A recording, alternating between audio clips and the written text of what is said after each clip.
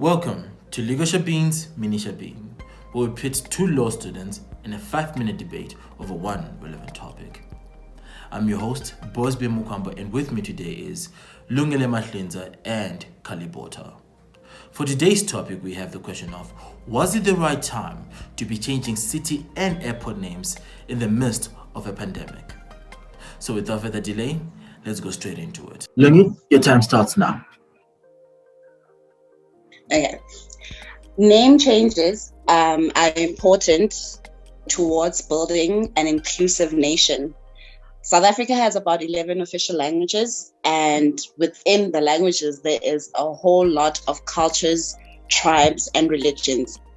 On top of that, we have had many political figures and freedom fighters of all kinds of cultures, races, and walks of life.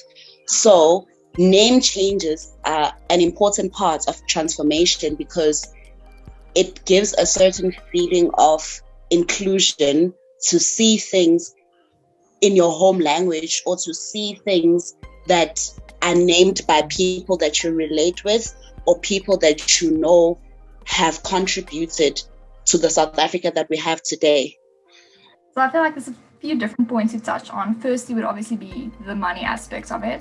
So a lot of money is going out. If we look at the 2021 budget speech, I'm just going to refer to that quickly. So the government spending will amount to 2 trillion rand every year for the next 3 years. So that's 2 trillion rand going out. The name changes amounted to about 12 million rand. And then if we look at the debt, that's projected to stabilize only in like 2025, 2026. And now we also have to add to that the cost of getting the COVID-19 vaccine, which will amount to about 9 billion rand. So that is the amount that the government set aside for that. So a lot of money going out and not enough money necessarily coming in, especially because of the beginning of the lockdown, where a lot of businesses had to close down, where alcohol and tobacco products couldn't be sold. Obviously, the business is closing down, couldn't be paying tax anymore.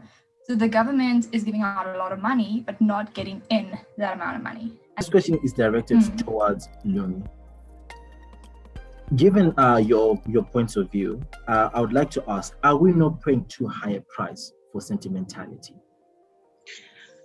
Look, it's a lot of money that goes towards name changes and the likes, right? But at the same time, I would never put a price on transformation itself. I feel that, as I said, feeling included and,